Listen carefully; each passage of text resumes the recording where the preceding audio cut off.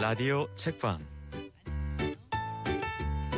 책 속에서 삶의 지혜를 찾아보는 시간, 희망의 책 대전본부 강신철 이사장님과 함께합니다. 안녕하세요. 예, 안녕하세요. 네, 이제 12월도 접어들었고요. 한 달도 안 남았습니다. 올해를 처음 시작하면서 교수님이 세웠던 큰 계획이나 목표 어느 정도 이루셨나요?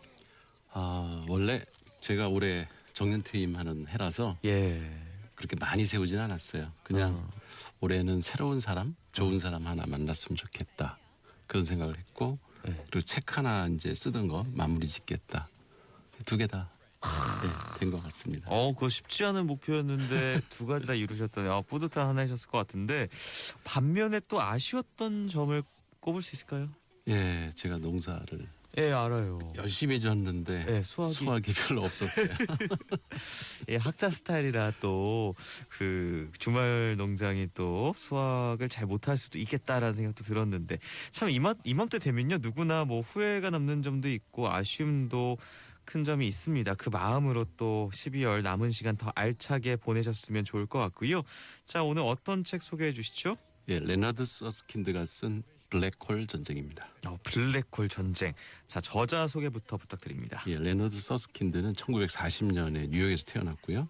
배관공 출신의 그 이론 물리학자로 잘 알려진 이 저자는 미국 스탠퍼드 대학교에 재직하고 있고요. 그는 기본 입자들이 어떻게 질량을 가지는지를 설명하기 위한 테크니컬러 이론을 제시하기도 했고, 홀로그래피 이론 그리고 또 M 이론을 주장하기도 했습니다.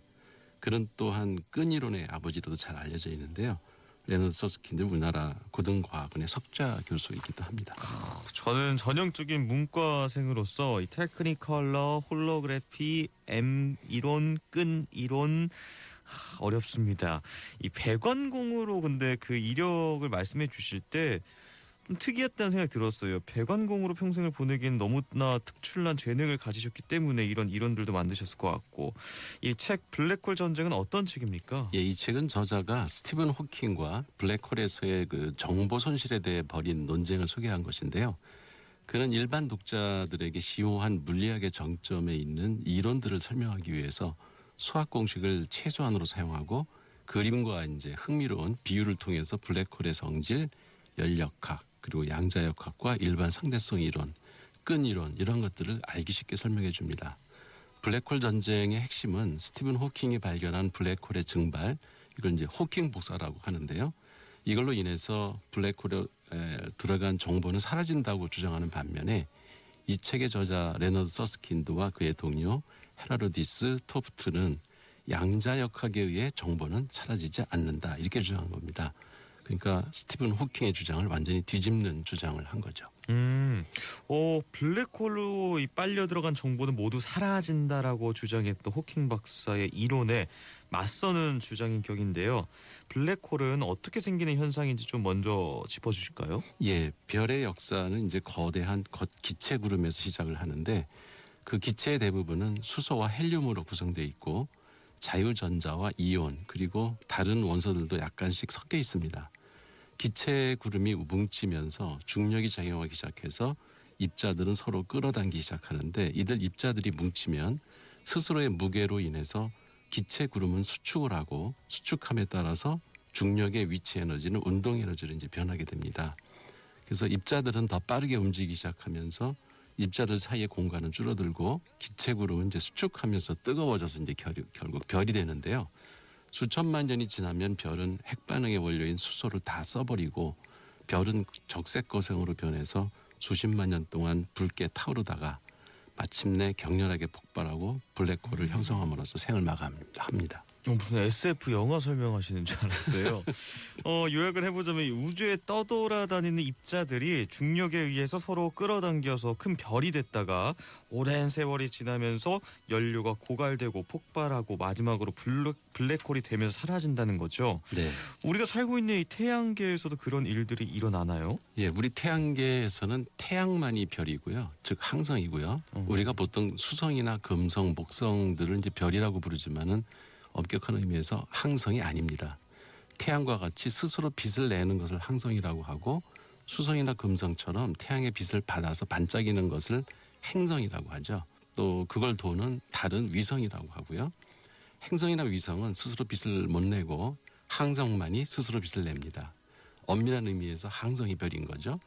태양의 현재 나이는 약 45억 년 정도고요.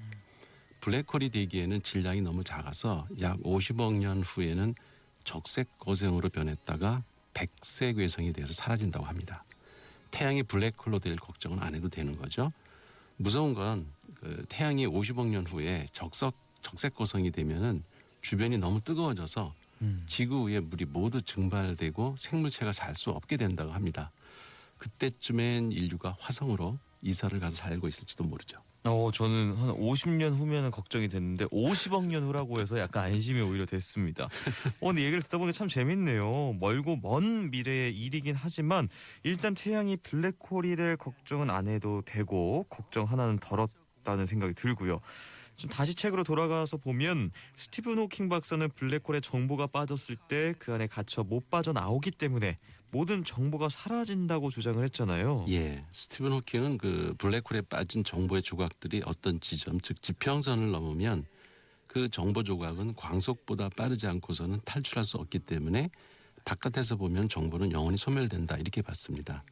아인슈타인의 그 일반 상대성 이론에 의해서 블랙홀의 지평선은 단지 아무런 표지판도 없는 귀한 불능점일 뿐이고 떨어지는 물체를 막을 어떤 장애물도 없기 때문에 정보가 지평선을 지나서 블랙홀로 떨어지면 외부 세계에서는 영구히 소멸될 것이다. 이렇게 스티븐 호킹은 확신을 했던 거죠.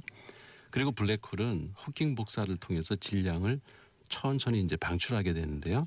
블랙홀의 에너지가 광자와 다른 입자의 형태로 방출되는 그 호킹 증발은 블랙홀을 좀먹게 되고 아주 오랜 시간이 지나면 블랙홀은 마지막으로 고에너지의 입자들을 폭발적으로 방출하면서 우주에서 영원히 사라진다 이렇게 봤습니다.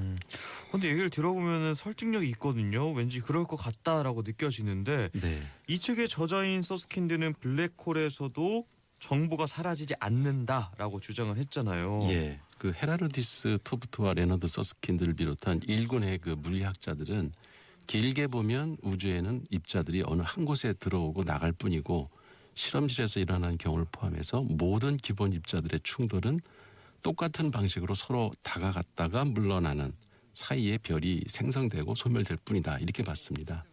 따라서 그 과정에서 일시적으로 블랙홀이 생긴다고 해도 별의 긴 역사는 결국 기본 입자들의 충돌 현상에 지나지 않기 때문에 블랙홀에서 정보는 사라지지 않는다고 생각한 거죠. 그러니까 블랙홀의 정보 소멸에 대한 논쟁은 결국 호킹이 틀렸다고 시인을 했고요. 그래서 그 이야기 이제 종결이 됐고 이제는 블랙홀에서도 정보는 계속 보존된다. 이것이 정론이 됐습니다. 그렇군요. 일반적으로 알고 있던 상식을 깨는 이야기가 담긴 소중한 책인데요. 세상이 모두 지구를 중심으로 우주가 돈다고 생각하던 시절에 아니다. 지구가 도는 거다. 이런 주장을 해서 미친 사람을 당시 소리로 들었던 갈릴레오가 떠오르기도 합니다. 결국 세상은 그런 새로운 생각들 덕분에 조금씩 발전을 해온 것 같기도 하고요. 교수님께서 책에서 인상 남았던 구절이 있다면 소개를 좀 해주실까요? 예, 천체 물리학자들이 우주가 어떻게 시작됐고 그 안에서 별은 어떻게 생겨나고 사라지는지 또 빅뱅 이론과 같이 우주가 어떻게 변하는지 연구하는 걸 보면 대부분의 일반 사람들에게는 일상생활과는 별로 관련도 없고 또 공상과학 만화에서나 다뤄질 듯한 이야기처럼 들릴지도 모르겠습니다. 저자는 이런 말을 합니다. 블랙홀이 증발하는 호킹 복사에 담긴 메시지를 해독하는 것이 거의 불가능해 보이고 또 그걸 해독한다고 해서 어떤 실용적인 이유가 없는데도 많은 물리학자들이 그 문제에 매료되는 것은 우주가 어떻게 작동하고 물리 법칙들이 어떻게 서로 들어맞는지를 이해하기 위한 하나의 지적 호기심에서 그 문제에 탐닉하고 있다. 이런 말이 있는데요. 어쩌면 이런 지적 호기심이 우주에서 벌어지고 있는 물리 법칙을 발견해내고 생명의 신비를 벗겨내려는 노력이 과학을 발달시키고 그 결과 오늘날 우리 인간이 우주여행을 꿈꾸고 생명체를 복제할 정도의 기술을 보유하게 된 것이 아닌가 그렇게 생각해 봤습니다. 네, 자 오늘 함께했던 라디오 책방 레너드 서스킨드가 쓴 블랙홀 전쟁이라는 책으로 이야기 함께 나눠봤습니다. 희망의 책 대전본부 강신철 이사장님이었습니다. 좋은 말씀 감사합니다. 예, 고맙습니다. 볼빨간